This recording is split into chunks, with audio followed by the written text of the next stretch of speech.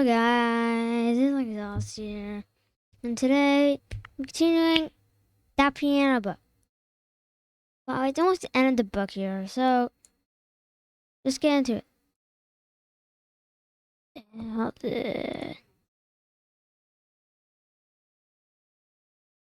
Play in the style of blues. A broad general view that. Oof. Finding characteristics, blues is bound to have something for you. Yeah.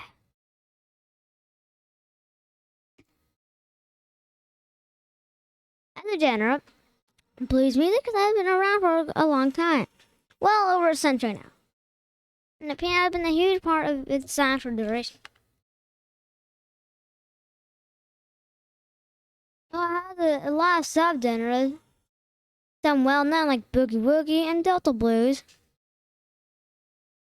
Others not so well known, there are a few components that remain consistent among songs of this genre, appearing time and time again. The first of these components is blue notes. These notes give the blues genre its distinctive sound. While these notes don't fit into any major scale, they're still notes you can find on the piano or keyboard. For example, they are used to present the flat third, flat fifth, sharpened fourth, and flat seventh notes of a scale. So in C major scale, the blue notes would be E flat, G flat, F sharp, B flat, and the E flat and B flat are flat on the minor scale. So they help remember on a natural minor scale and only flat in the fifth. On other instruments, these notes may be tuned down even further. If you want your keyboard supports microtonal tuning, you may want to experiment. The second component that defines the blues genre, through all its variations, is this form. Many songs of the blues genre use the I-IV-V progression across 12 or 16 bars. If you're playing E blues, a common blues for a guitarist, it will be featured E-A-B, the first, fourth, and fifth degrees of the E major scale. Inferential solos are a big part of blues piano playing. However, the good news is that you can stick to the corresponding blues scales notes. Use these in your solos should sound great. Improvisational solos are a big part of blues piano playing.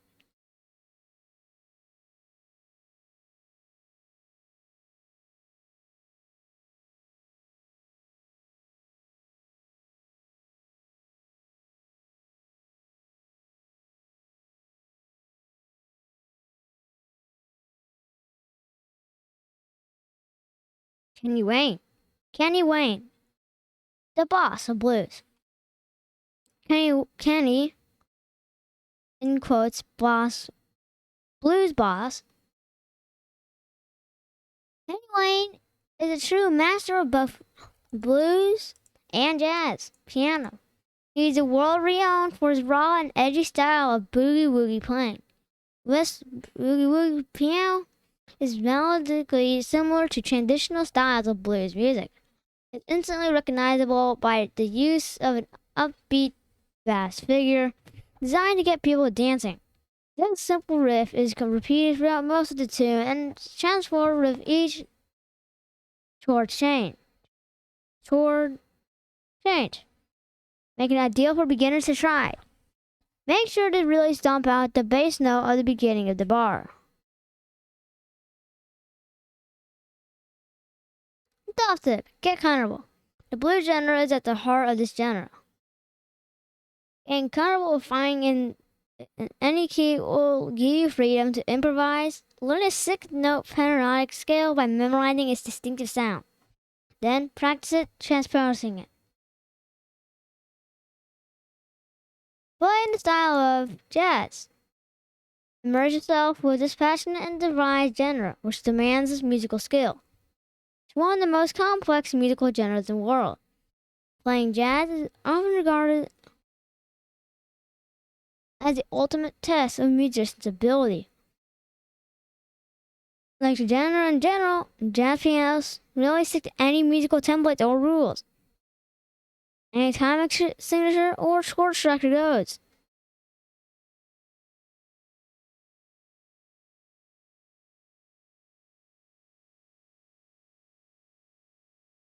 Relatively simple chords like major sevenths and major 7 are very common, but other common use chord types of jazz sound may highway sevenths and minor ninths, which are rarely played in other types of popular music.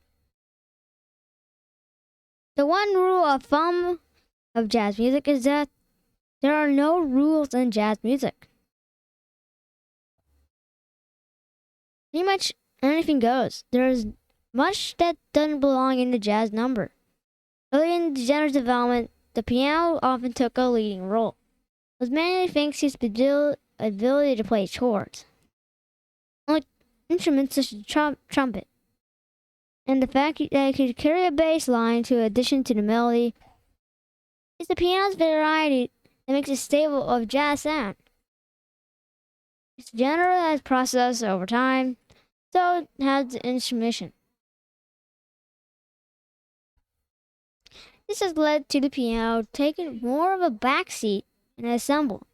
Thanks to jazz unorthodox structures, even backing parts can be slippery beasts. Improvisation of a significant part of jazz piano playing. Skilled jazz pianists may eschew sheet music in favor of playing unscripted melodies based on the scales and arpeggios on the chord progression of the piece. However, these chord progressions aren't exactly basic. 1, IV, VS, so an improvisational jazz pianists will need to have vast knowledge of chords, scales, and arpeggios in order to successfully perform. Skilled jazz pianists may choose sheet music in favor of playing unscripted melodies.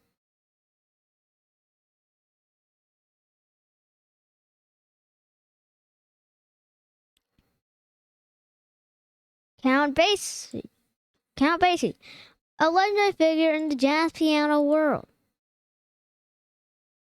William J's Count Basie ruled the jazz scene for over half a century.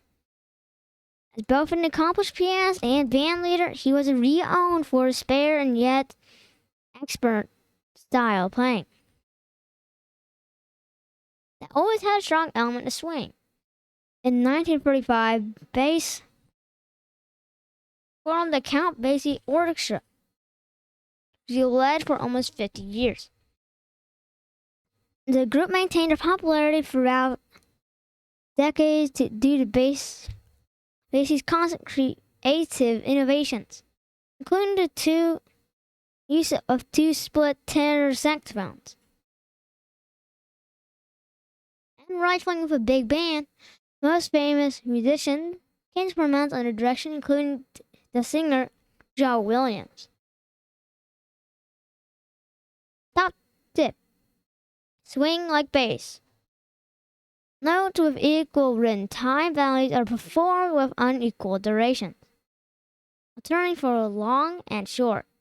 For two quavers, the first should last slightly longer than the second, but the two should still fit within one beat. Just like blend style of the classical period. Rich, obvious melodies and simple patterns define its musical era. Wait, what? How did this happen? I'm doing.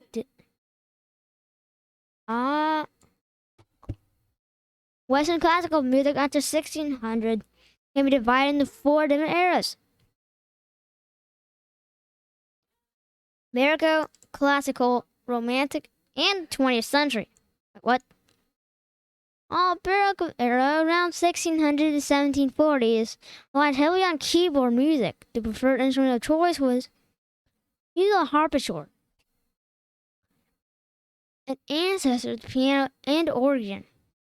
The mid 18th century, however, the classical period has arrived, and it features solo music compromised on a forte piano, which is an early version of the piano we know and love today.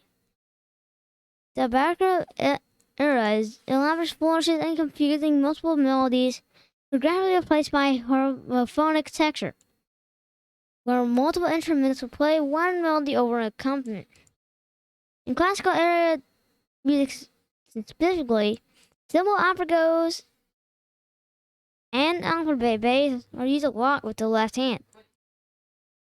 They were used as repeated accompaniment patterns to keep the piece flowing, but not lessen. The importance of the melody in the classical era was home to many of the world's most famous composers,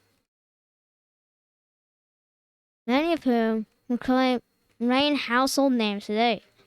These include Joseph Haydn, who wrote many works for piano, Wolfgang Amadeus Mozart, one of the most talented composers that ever lived, and Ludwig van Beethoven, a highly industrial pianist who wrote several piano sonatas and concertos and was key important to the transition from classical to romantic music. The classical era was home to many of the world's most famous composers.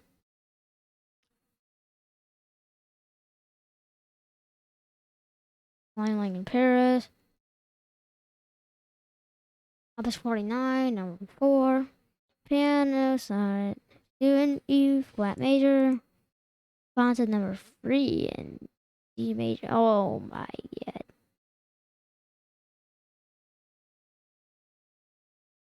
The picture just get better.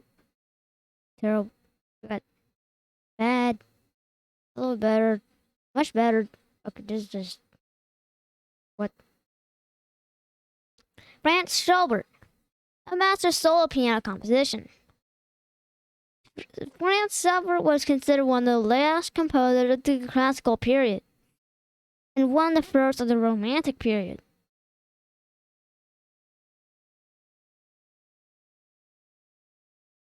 A clear progression, the genres visible in his work. In its early years, his influences on Beethoven and Mozart are clearly seen in the uses of formal structures and dramatic harmonies.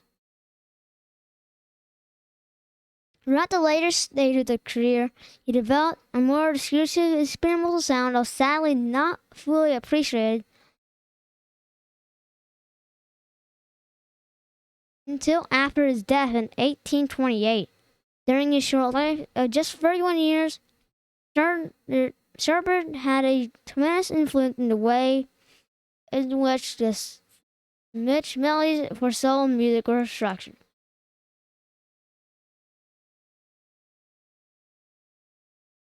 Playing the style of the Romantic period. The next era in classical music, unhurried in freedom and creativity. The last one? Nope. Okay, this is going to be the last one.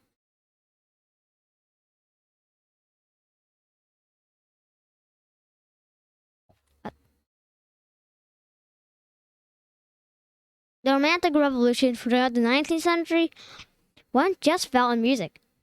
The desire to express emotion and creativity swept to the literary and artistic worlds too. Wait. Period. Okay, fix it. But it may have its biggest impact here. The piano was a massive part of it. Thanks to gradual improvements in this form, indeed, it could be argued that the piano was the most important instrument of the Romantic era. As it grew in popularity throughout the period, while the era's centrophones grew larger in size and became more grandiose in scale, with more and more instruments being used. Piano solo pieces started getting shorter and more digestible. As a result, the piano became a more popular instrument. These miniatures went by names like Nocturne and Etude. It helped them earn the piano a new audience. Also born out of the Romantic era was the virtuoso movement, of which Franz Liszt was a big part.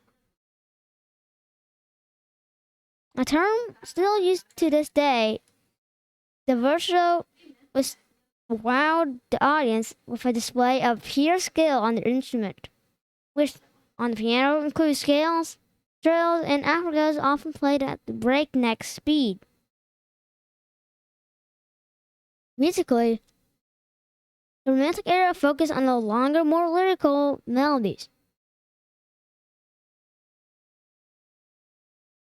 That contrasted several different musical ideals within a movement kept the harmonic sound of the classical era, but intended to use changes in tempo and time signatures to hold the listener's interest. The virtuoso would wow the audience with a display of skill.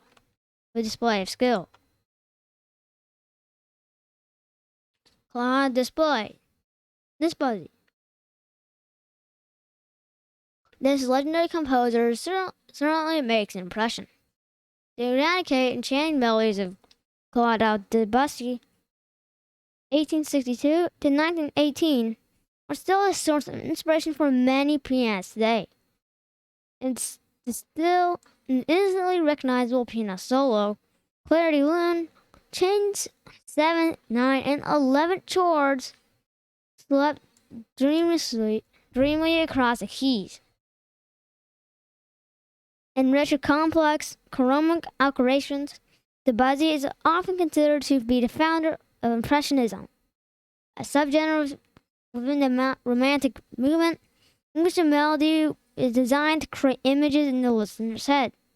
It was also renowned for his tempo rubato, which involves slowing down or speeding up your playing, freely adding imagery you wish to create.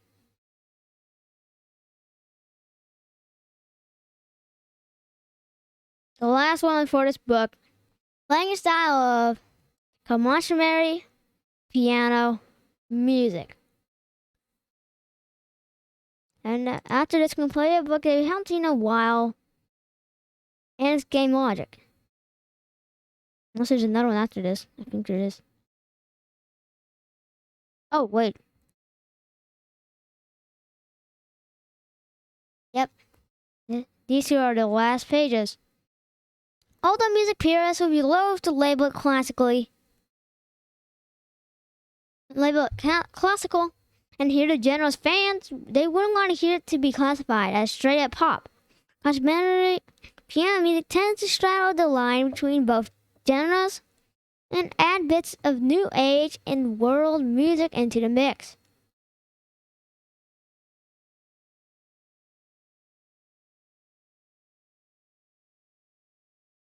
Compositions are often kept simple, especially when compared to the latter pieces formed in the Romantic era and are usually based on accessible pop-like chord progressions, although the chords are on their own are rarely used. Instead, the right hand can use the pop influences to create beautifully and accessible melodies that appeal to many. Vocal tracks aren't often used in genre, so the right hand can perform melodies similar to what a vocalist would sing in the pop song.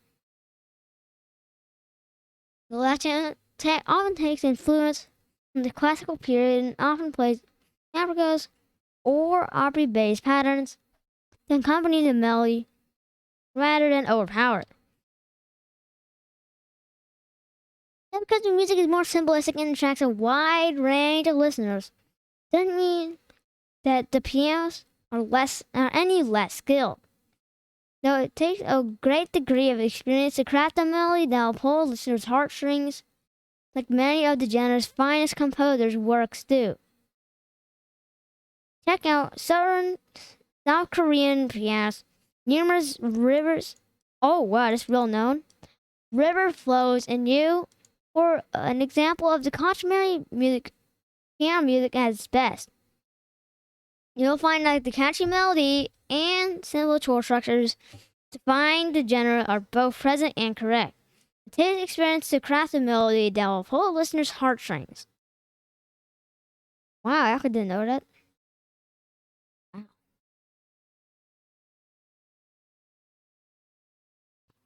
Renzo Parlottini, heartbreakingly beautiful piano. This. But a delicate and minimalist style is guaranteed bring out the inner romantic in anyone. From his early works, the Virginian Automobile, to his most recent albums such as Autumn Stories, Alfred Harley's twinkling melodies, and million bass riffs are riddled with artistic intricacy and expressivity. In many of his recordings, Pasolini places the microphone very close to the wooden hammers and creates a similarly deeper sound and unique tone. Take the vibration of the strings and percussive ring at the fingertips hitting the keys. That'll be it for today's video and for this whole book. And I'll see you guys again very, very soon. Later.